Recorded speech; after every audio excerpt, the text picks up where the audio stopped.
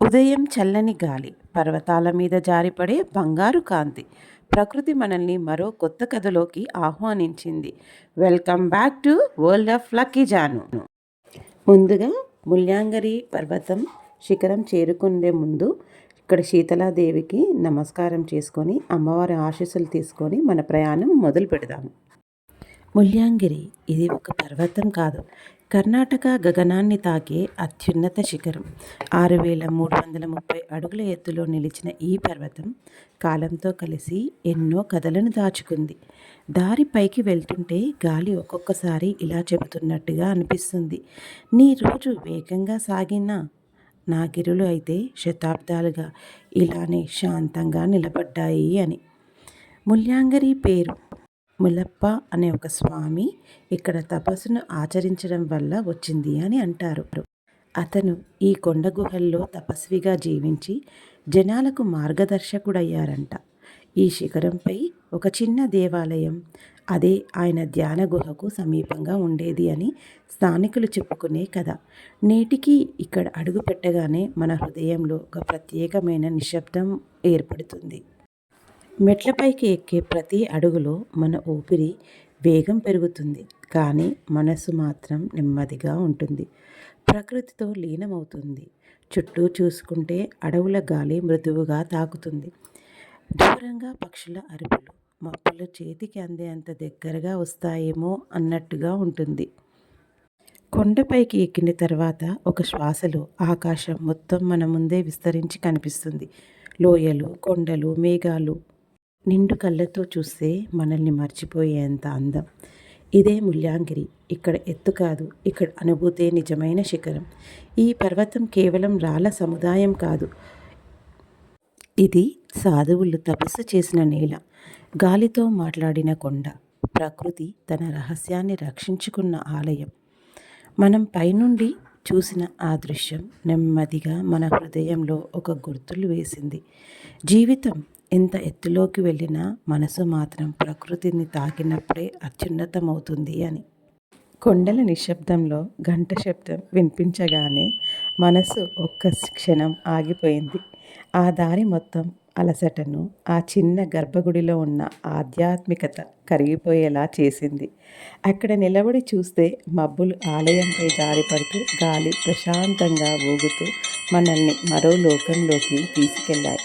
దేవుడికి నమస్కారం పెట్టి కొంచెం నడకలోనే తిరుగు యాత్ర మొదలైంది. కిందికి దారిలో వెళ్తూ ఉంటే మేఘాలు పక్కగా పరిగెడుతున్నట్టుగా అనిపించాయి.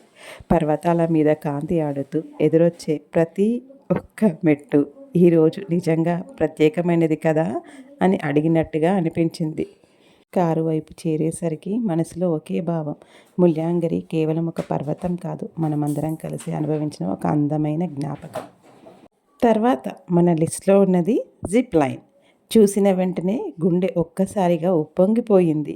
ఊపిరిని లోపలికి తీసుకొని హార్నెస్ బిగించుకుంటే మనసంతా ఒక్క మాటే చెప్తుంది, రండి, ఈ గాలి మీద విశ్వాసం పెట్టండి, గాలిలో పక్షిలా ఎగరండి అని. ఊపిరి ఆగిపోయే ఒక్క క్షణం, అందులోనే మనం ఆకాశంలోకి స్లైడ్ అయ్యాం. చెట్లపై నుంచి జారిపోతూ గాలి చెవుల్లో పాడే గీతంలా మన నవ్వులు మొత్తం లోయల్లో ప్రతిధ్వనించినట్టుగా అనిపించింది. ఆ 2 నిమిషాలు భయం కరిగిపోయి ఫ్యామిలీ మొత్తం ఒకేసారి వావ్ అనిపించే అందమైన జ్ఞాపకాన్ని మిగిల్చుకున్నాము. జిప్ లైనింగ్ ఎక్స్పీరియన్స్ చేసిన తర్వాత జరీ వాటర్ వాల్ వైపు ప్రయాణం మొదలుపెట్టాం. అదిగో అడుగు దూరంలోనే మనకొక సర్ప్రైజ్. ఇదే హొన్నామల వాటర్ ఫాల్స్. స్థానికుల కథనం ప్రకారం ఈ వాటర్ ఫాల్స్కి హొన్నామ అనే దేవత పేరు మీదుగా ఈ వాటర్ ఫాల్స్కి ఈ పేరు వచ్చింది అని చెప్తున్నారు. హొన్నామ దేవతను అడవుల పరిరక్షకురాలిలాగా పూజిస్తారట. ఈ జలపాతం కింద చాలామంది స్నానం చేస్తున్నారు. ఈ జలపాతం అడవుల గుండా ఎన్నో ఔషధ మొక్కలను తాకుతూ ప్రయాణం చేస్తూ వస్తుంది కాబట్టి ఈ నీటికి ఎంతో శక్తి ఉందని, ఇక్కడ స్నానం ఆచరిస్తే తెలియని చాలా రోగాలు నయమవుతాయని స్థానికులు భావిస్తారు అని ఒక ప్రతీతి. కాసేపు మేము ఇక్కడ నించొని ఆ వాటర్ ఫాల్స్ని వ్యూస్ చూసి మళ్ళీ ముందుకు కదులుతూ వెళ్ళిపోయాము జరీ వాటర్ ఫాల్స్ని వైపు. పదండి మీరు కూడా మాతో పాటు జరీ వాటర్ ఫాల్స్ వైపు ప్రయాణం చేస్తురు. కానీ అలా హొన్నమల్ల వాటర్ ఫాల్స్ నుంచి సుమారు అరగంట ప్రయాణం తర్వాత మనం జరీ వాటర్ ఫాల్స్కి చేరుకున్నాము. ఇక్కడ లో మన వెహికల్స్ కొంత దూరం మాత్రమే ప్రయాణం చేస్తాయి. తర్వాత మీకు కనిపిస్తుంది కదా, మొత్తం ఎర్రమట్టితో కూడిన ఈ కొండదారి మొత్తము మనకి జీప్లోనే వెళ్ళాలి. వీళ్ళు ప్రత్యేకంగా జీప్స్ బయట ఏర్పాటు చేస్తారు. వీరు టు అండ్ ఫ్రో వెళ్ళడానికి తిరిగి ప్రయాణానికి కలిపి ఛార్జ్ చేస్తారు. ఒక జీప్కి 600 అలా ఉంటుంది. మేబీ రేట్స్ వేరీ అవుతూ ఉంటాయి మనం వెళ్ళే టైంని బట్టి. కానీ ఈ జిప్ రైడ్ మాత్రం నిజంగా జిప్ లైనింగ్ కంటే కూడా చాలా డిఫరెంట్ ఎక్స్పీరియన్స్. దారి అంతా రాళ్ళు, గుంటలు, తడిమట్టి. జీప్ ఒక్కసారిగా పైకి లేపి మళ్ళీ కిందికి దూకుతూ పక్కగా చెట్లు చేతిలో తాకేంత దగ్గరగా వచ్చి కొండ ఒడ్డున జీప్ వంగుతూ సాగుతూ ఉంటే మన గుండెలు డబ్ డబ్ అని సౌండ్ చేస్తూ ఉంటాయి. మరొక వైపు మనసు మాత్రం వావ్ వావ్ అంటూ ఉంటుంది. ప్రతి మలుపు ఒక చిన్న జంప్, ప్రతి రాయి ఒక కొత్త థ్రిల్. అలా జీప్ ఊగుతూ ఉంటే పక్కనే పర్వతాల నడుమ నుంచి మంచు మేఘాలు జారుతూ రావడం, ఆ దృశ్యం మాటల్లో చెప్పలేనిది. 7-8 నిమిషాల ఆ మట్టి రోలర్ కోస్టర్ తర్వాత ఒక మధురమైన శబ్దం చెవిలో పడుతుంది. నీరు పడుతున్న శబ్దం. అక్కడే మనకి అర్థమవుతుంది మనం చేరుకున్నామా అప్పుడే అని. జీప్ ఆగగానే ముందుగా కనిపించింది పచ్చగా తడిసిన అడవి, చల్లని గాలి మరియు దూరంగా జారిపడుతున్న జలపాతం సౌండ్. జీప్ నుంచి దిగగానే అకస్మాత్తుగా మనసు అంతా ఫ్రెష్. జలపాతం వైపు నడుస్తూ ఉండగా ఈ ప్రయాణం, ఈ జీప్ రైడ్, ఇది కథల్లో రాసుకునే ఒక మంచి అడ్వెంచర్లా అనిపించింది. చూడండి, దారికి రెండు వైపులా మనకి తెల్లని పూలు కనిపిస్తున్నాయి కదా, అవి అచ్చం మల్లెపూలలాగానే ఉన్నాయి. కానీ అవి కాఫీ ప్లాంట్స్. మేము వెళ్ళిన సమయానికి కాఫీ గింజలు పూలలా ఉన్నాయి. తర్వాత గింజలయ్యి గ్రీన్ కలర్ టు రెడ్ కలర్లోకి మారిపోతాయి. అప్పుడు కాఫీ గింజల్ని హార్వెస్ట్ చేయడానికి కరెక్ట్ అయిన సమయం. ఆ పూల వాసన నిజంగా ఎంత మధురంగా ఉందో.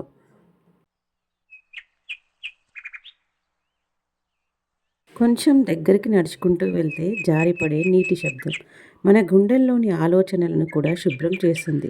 చల్లని నీటి గాలి ముఖానికి తాకిన వెంటనే మనసుపై ఉన్న దుమ్ము, ధూళి, అలసట అన్నీ ఒక్కసారిగా పారిపోయాయి. జలపాతం కింద ఉండే రాతి గోడలపై నీరు చినుకులు పడ్డ ప్రతి సెకను సమయం ఆగిపోయినట్టే అనిపిస్తుంది.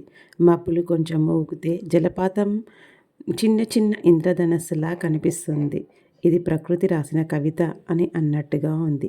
కేవలం ప్రకృతి అద్భుతమే కాదు, జారీ ఫాల్స్ అంటే కొండల నడుమ దాచుకున్న ఒక ఆత్మశాంతి లాంటిది.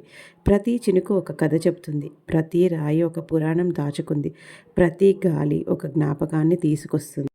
ఆ శబ్దం మీరు కూడా వినండి.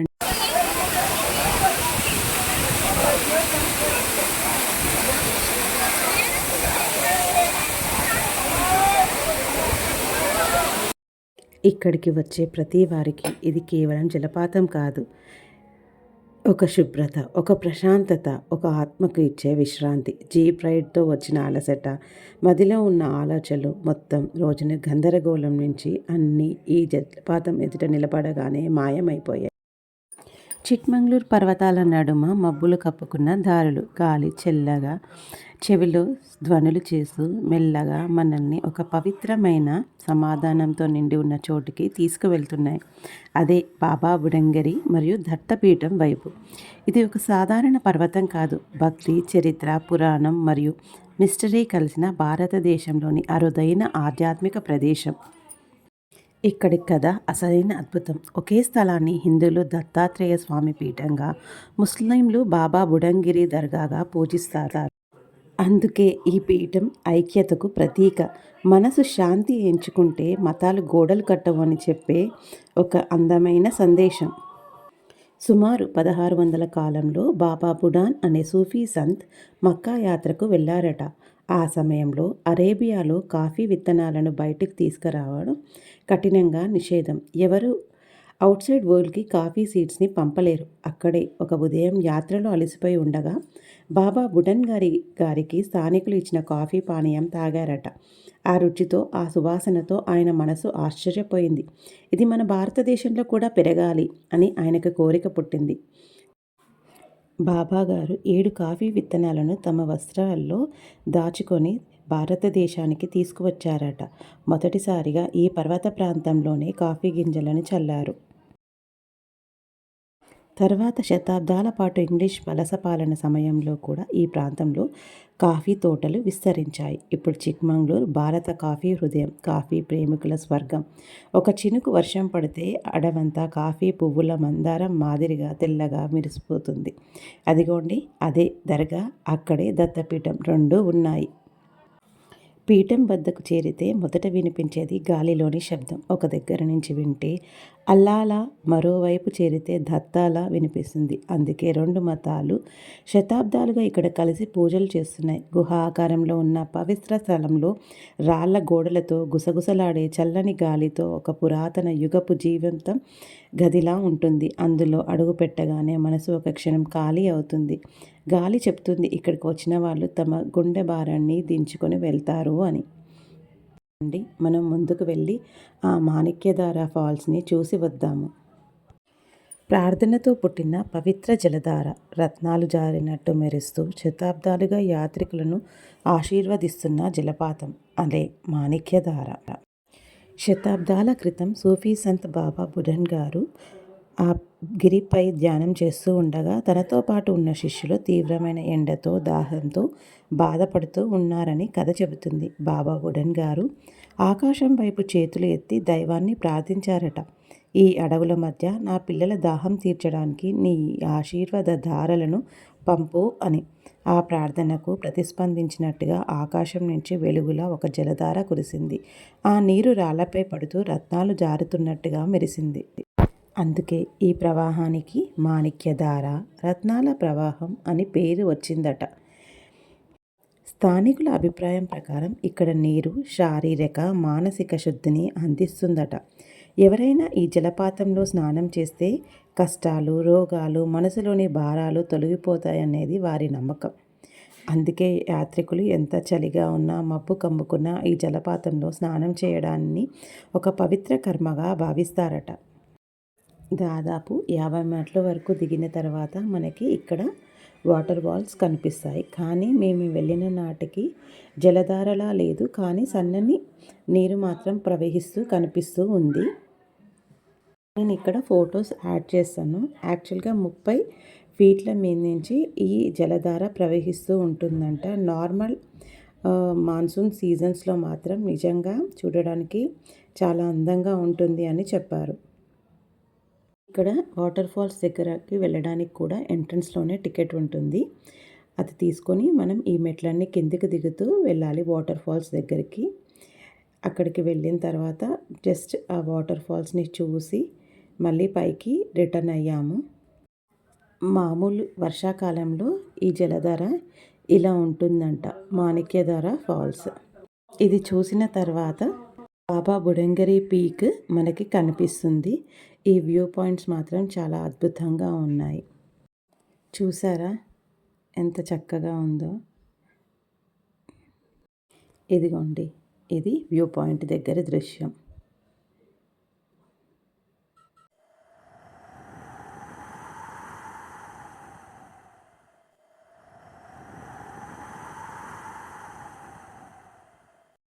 నిజంగానే ప్రకృతితో మమైకమైపోతే మనల్ని మనం మర్చిపోతాం కదా. అలా కాసేపు ప్రకృతిని చూస్తూ ఆ కొండల నడుమ కాసేపు గాలిని ఆస్వాదిస్తూ మేము తిరుగు ప్రయాణానికి రెడీ అయ్యాం. కానీ చూసారా, ట్రెక్కింగ్కి వెళ్దాం అనుకున్నాము, వర్షం పడుతుంది, అందుకే రిటర్న్ అయిపోయాము. వర్షాన్ని తోడుగా తీసుకొని అలా కాఫీ తాగడానికని సిరి రిసార్ట్ దగ్గర ఉన్న కాఫీ షాప్కి వెళ్ళాము. కానీ అక్కడ 6 o'clockకి కాఫీ షాప్స్ క్లోజ్ చేశారట. కానీ అక్కడ ఉన్న అద్భుతమైన ఈ శిల్పాన్ని చూడండి. చాలా చక్కగా ఉంది కదా. ఫొటోస్ దిగడానికి ప్రతి ఒక్కరూ పోటీ పడుతున్నారు. ఇక్కడ మిస్ అయిన కాఫీని మంగళూరు సిటీలో ఉన్న 1952 కాఫీ షాప్ దగ్గరికి వెళ్ళి భర్తీ చేయాలి కదా, అందుకే వరల్డ్ ఆఫ్ కాఫీ 1952 దగ్గరికి వెళ్ళిపోయాము. ఇదిగోండి ఎంత ఆథెంటిక్గా ఉందో. ఇక్కడ మీరు చూస్తే ఒక కాఫీ టవర్ కనిపిస్తుంది కదా, టాలెస్ట్ కాఫీ ఛాలెంజ్ అని. ఆ బీకర్లో ఉన్న కాఫీ మొత్తం వాళ్ళు చెప్పిన ఇన్స్ట్రక్షన్స్తో కనుక తాగితే కనుక ఆ ఫొటోస్ని వీళ్ళు ఇక్కడ వాల్ పైన డిస్ప్లే చేస్తున్నారు. ఇదిగోండి ఇక్కడ మనకి పిజ్జా, బర్గర్ అండ్ కొన్ని బేకరీ ఐటమ్స్, బిస్కెట్స్, అలాగే మంచి కాఫీ కూడా దొరుకుతుంది. ఇక్కడ చూసారా, coffee blossom, green bean and roasted bean అని ఉన్నాయి కదా, అవి కాఫీ పువ్వులు మరియు పక్కన గ్రీన్ బీన్స్, అలాగే రోస్టెడ్ బీన్స్, కాఫీ బీన్స్ని రోస్ట్ చేసిన తర్వాత వచ్చే స్మెల్స్ని మనము చూడొచ్చు. ఇక్కడ వాటి స్మెల్ని చూడొచ్చు. అలాగే ఇక్కడ ఒక వాల్ పైన మనకి కాఫీ హిస్టరీ మొత్తం రాసి ఉంటుంది. అలాగే కొన్ని పిక్చర్స్ క్లిక్ చేయడానికి కూడా ఇక్కడ వాల్ దగ్గర మంచి ఆర్ట్ ఉంటుంది. ఇదిగోండి, ఇది ఎర్లీ టైంలో యూజ్ చేసే కాఫీ గ్రైండింగ్ మిషన్స్ అట. చక్కని జ్ఞాపకాలను బదిలపరుచుకొని మళ్ళీ మేము రిసార్ట్కి వెళ్ళిపోయాము. నెక్స్ట్ డే ప్రయాణానికి సిద్ధమైపోయాము. మళ్ళీ మరో చక్కటి వీడియోతో మళ్ళీ కలుద్దాము. Stay tune. Until then, like, share and subscribe.